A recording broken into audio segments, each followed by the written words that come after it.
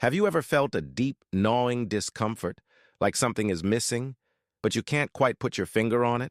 That unease, that restless sense that you're not living up to your potential, it's not just coincidence.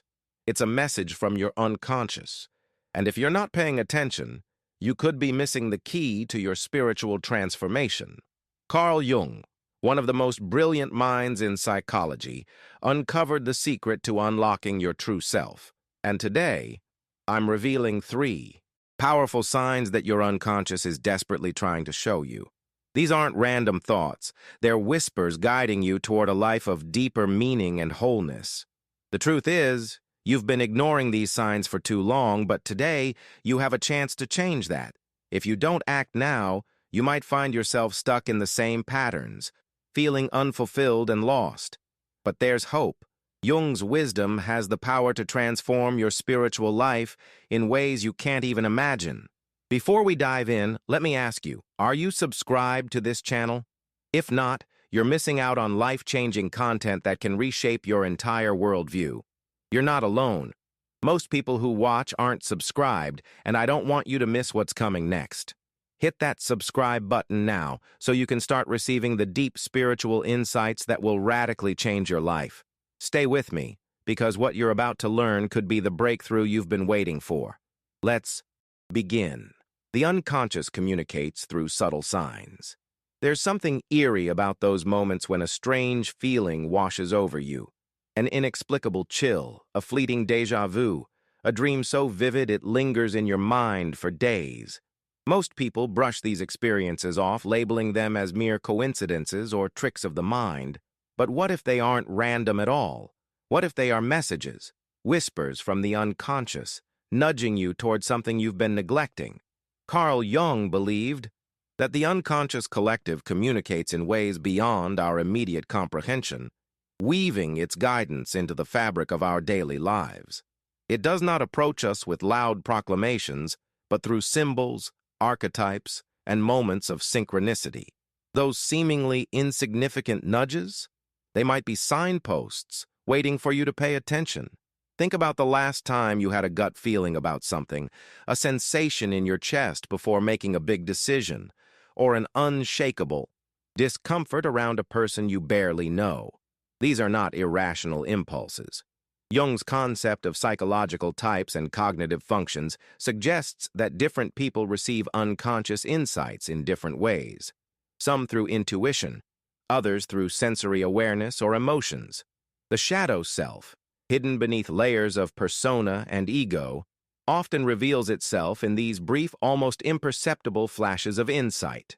The real question is, are you listening?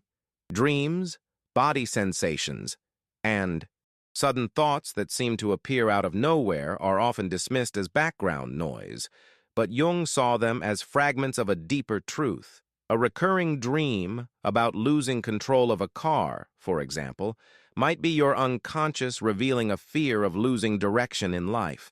A sudden, overpowering emotion when hearing a particular song might hint at an unresolved psychological complex buried within.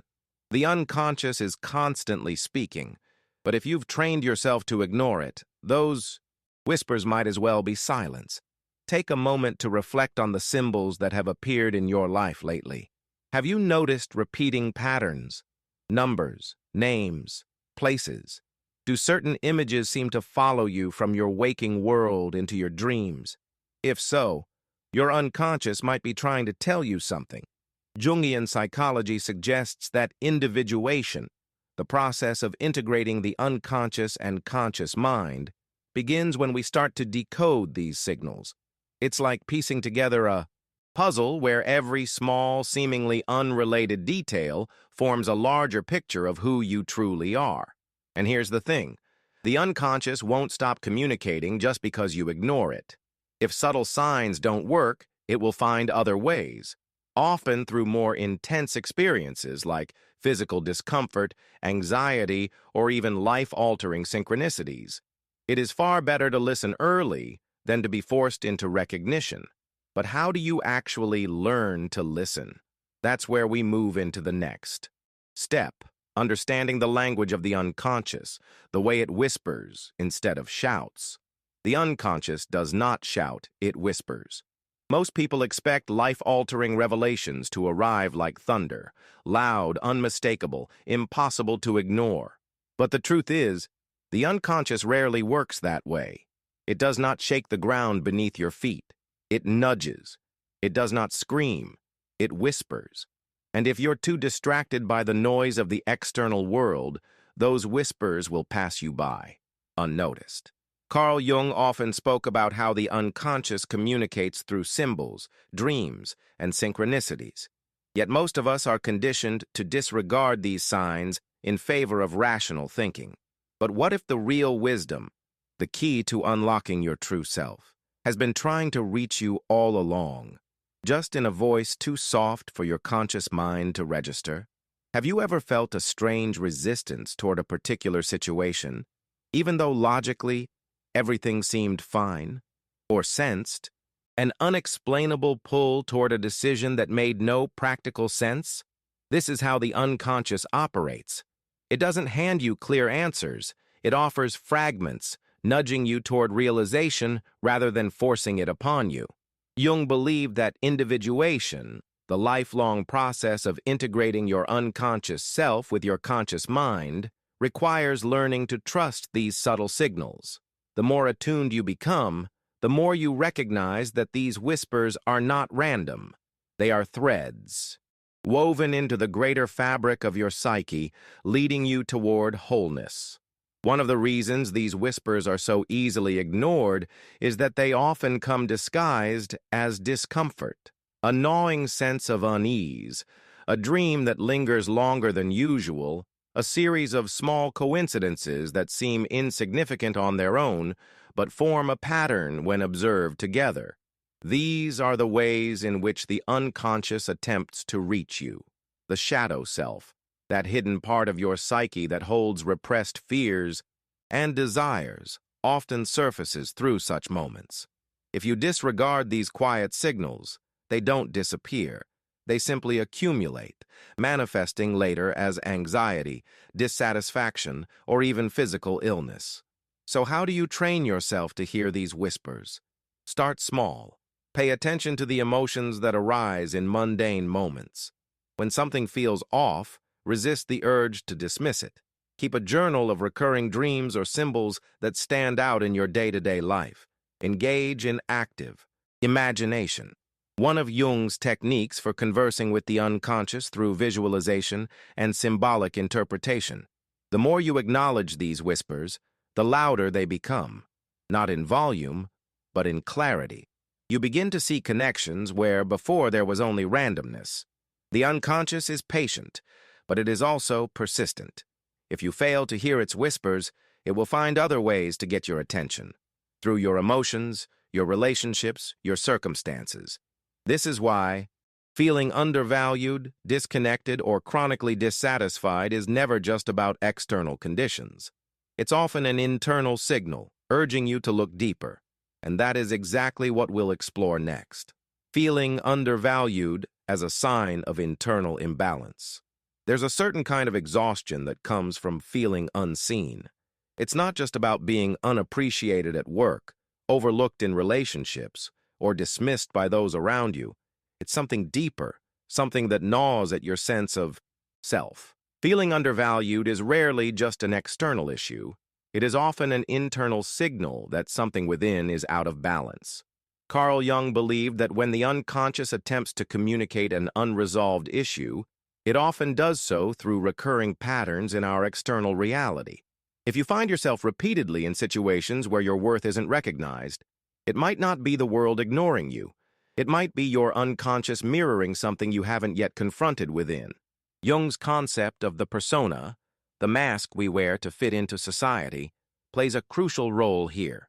Many people invest so much in maintaining an acceptable image that they suppress aspects of their authentic self. They mold their behavior to please others, sacrificing parts of their individuality in the process. Over time, this creates an inner conflict, where the self, the totality of who you truly are, feels neglected. The unconscious, ever persistent, responds by manifesting external situations that Reflect this imbalance. If you constantly feel overlooked, ask yourself, have you been diminishing your own worth in order to conform? Have you been seeking validation outside yourself rather than recognizing your intrinsic value? Ignoring these signals can have serious consequences. Jung suggested that unaddressed inner conflicts don't simply fade away, they find other ways to surface. Psychological complexes form, generating emotional distress, anxiety, and even physical symptoms. That deep frustration of being undervalued can manifest as chronic fatigue, tension, or a heaviness in the chest. The unconscious doesn't just live in the mind, it influences the body too. If you constantly suppress your true thoughts and emotions, your body might take on the burden, turning psychological weight into something physical. So what's the solution? The first step is recognizing that feeling undervalued is not just a problem, it's a message. Instead of seeking endless external validation, turn inward. Jung spoke of individuation, the process of becoming whole by integrating all aspects of the psyche. This means acknowledging and embracing the parts of yourself that you've hidden. Try active imagination, a Jungian technique where you allow your unconscious mind to express itself through visualization, writing, or symbolic interpretation. Question your patterns. Why do you attract situations where your value isn't recognized? Are you reinforcing them by playing small, by not asserting yourself, by fearing rejection? When you begin to value yourself internally, your external world shifts. You stop tolerating relationships that drain you. You set boundaries with confidence. The world starts to reflect back what you believe about yourself. The unconscious, seeing that you have finally received the message, no longer needs to send the same painful lesson. And once you understand that your external experiences are mirrors of your inner world, you begin to see the unconscious in a whole new light. This is where Carl Jung's deeper understanding of the psyche becomes essential. Carl Jung and his deep understanding of the unconscious. Carl Jung saw the unconscious not as a dark storage space for forgotten memories, but as a vast living entity, a realm filled with symbols, myths, and archetypes that shape our existence in ways we rarely recognize. Unlike Freud, who believed the unconscious was primarily a repository of repressed desires, Jung expanded the concept, showing that it is an active force guiding us towards self-realization. He introduced the idea of the unconscious collective, a shared psychic structure containing universal symbols and experiences inherited by all of humanity. If you've ever felt a deep connection to an ancient myth, a religious symbol, or a story that seemed to speak directly to your soul, you've encountered this profound layer of the psyche. Jung identified core archetypes, universal figures and patterns that appear in dreams, myths, and literature across cultures. The persona, for example, is the mask we wear in social situations, carefully crafted to fit societal expectations. But beneath this mask lies the shadow, the hidden side of ourselves that holds both our repressed fears and untapped potential. When ignored, the shadow manifests in projection. We see in others the qualities we refuse to acknowledge in ourselves. Have you ever felt irrationally irritated by someone, only to realize later that they embodied a trait you secretly suppressed? That's the unconscious at work, revealing itself in the people and situations you attract. At the core of Jung's work was the process of individuation, the lifelong journey of integrating the different parts of the psyche to achieve wholeness. This means confronting not only the shadow, but also the deeper aspects of the self, including the anima and animus, the feminine and masculine energies within each individual. Many of our struggles arise because we reject parts of ourselves in an attempt to conform to external expectations. The unconscious pushes back, sending dreams, synchronicities, and psychological conflicts as invitations to look deeper. When ignored, these signals intensify, often resulting in emotional turmoil, failed relationships, or a persistent sense of dissatisfaction. Jung's insights extend far beyond psychology. They touch on spirituality, symbolism, and even alchemical psychology. He believed that transformation, much like the ancient alchemist's quest to turn lead into gold, happens when we integrate the fragmented aspects of our psyche. Mandalas, which appear in sacred traditions across the world, were one of Jung's favorite representations of this process. He noticed that people naturally drew mandalas during times of deep self-reflection, their circular patterns mirroring the psyche's desire for inner harmony. The unconscious doesn't just speak in words, it speaks in symbols, images, and emotions, constantly guiding us toward balance. Understanding Jung's view of the unconscious shifts how we see ourselves. It forces us to question our assumptions, to stop blaming external circumstances for our struggles, and to recognize the patterns shaping our lives. It's a radical realization. The unconscious isn't something distant or mystical. It is influencing you right now, in the choices you make, the people you are drawn to, and the emotions you can't quite explain. And to truly grasp its power, we need to go deeper into the very structure of the mind itself. This is where the iceberg metaphor becomes essential. The iceberg metaphor, the hidden depths of the mind. Picture an iceberg floating in the vast ocean. The tip that rises above the surface is small, visible, and seemingly self-contained. That is the conscious mind. It's where we make decisions, process thoughts, and construct our sense of identity. But below the waterline lies an immense, unseen mass, far larger and more powerful than what is visible. This submerged part is the unconscious, a force shaping every aspect of our lives, even when we are unaware of it. Carl Jung saw the mind in much the same way. What we consciously recognize is just a fraction of who we are, while the deeper layers of the psyche hold truths we have yet to uncover. Most people believe they are fully in control of their actions, but the unconscious often tells a different story. Psychological complexes, past traumas, unprocessed emotions, they all reside in the depths of the psyche, silently influencing our choices. Have you ever reacted to a situation in a way that felt automatic, as if something deeper had taken over?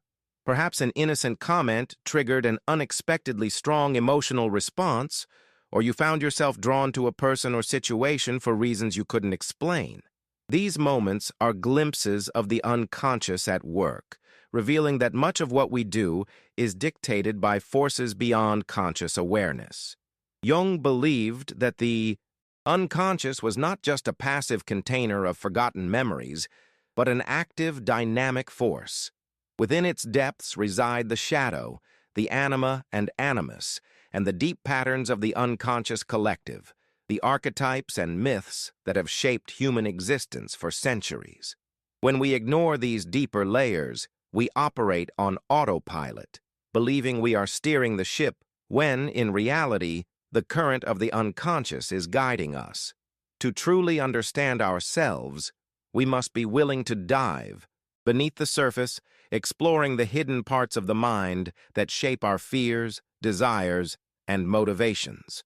This is why Jung placed so much emphasis on active imagination and symbolic interpretation. He believed that self-awareness comes not from repressing or ignoring these depths, but from integrating them into our conscious understanding. The more we resist looking inward, the stronger the unconscious becomes in its efforts to be acknowledged. Like an iceberg colliding with a ship, unaddressed, inner conflicts can lead to sudden crises, relationship breakdowns, unexplained depression, or a loss of meaning in life. But when we choose to explore the unconscious with curiosity rather than fear, we gain insight, clarity, and, most importantly, the ability to navigate our lives with intention. The unconscious, much like the ocean beneath the iceberg, is always moving, shifting, and evolving. It speaks to us in dreams, in symbols, and through synchronicities. The question is not whether it is communicating, but whether we are listening. And one of the most profound ways it speaks is through dreams. the mysterious language of the soul that holds the key to our deepest truths. But what do these dreams really mean? That's exactly what we'll explore next. Dreams as messages from the unconscious. Every night, as the conscious mind drifts into sleep, another world awakens, the world of dreams. Here, the unconscious takes center stage, weaving together symbols, emotions, and forgotten fragments of our inner life. Carl Jung believed that dreams were not random but deeply meaningful.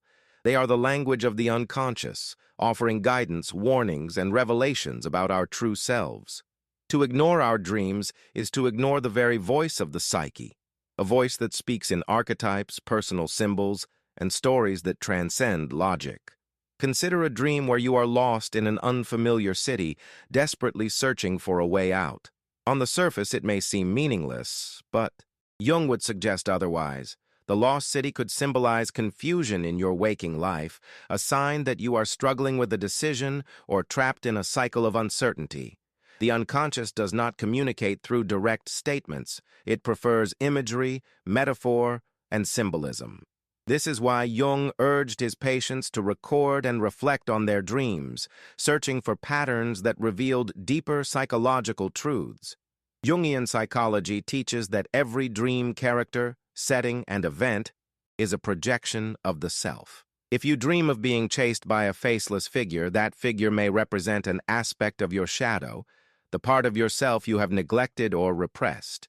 If you find yourself interacting with a wise old man or a mysterious woman, you may be encountering the archetypes of the wise mentor or the anima and animus, the unconscious representations of the masculine and feminine within you. When viewed through this lens, dreams become a portal to self-discovery, revealing aspects of your psyche that your conscious mind has yet to accept. But dreams are not just psychological. They are also deeply spiritual. Jung saw a connection between dream imagery and ancient mystical traditions, particularly alchemical psychology. The transformation of base metals into gold, a central theme in alchemy, mirrors the individuation process, where fragmented parts of the self are brought into harmony. This is why people often dream of houses with hidden rooms, staircases leading into darkness, or luminous mandalas, each representing the psyche's longing for integration. Your unconscious is constantly trying to guide you toward wholeness. The question is whether you are paying attention. To truly understand dreams, one must develop a habit of dream journaling and symbolic reflection. The more you engage with your dreams, the clearer their messages become. But what happens when a particular dream repeats itself over and over, refusing to be ignored? That's no accident. It's a sign that something deeper is demanding to be seen, and that's what we'll explore next.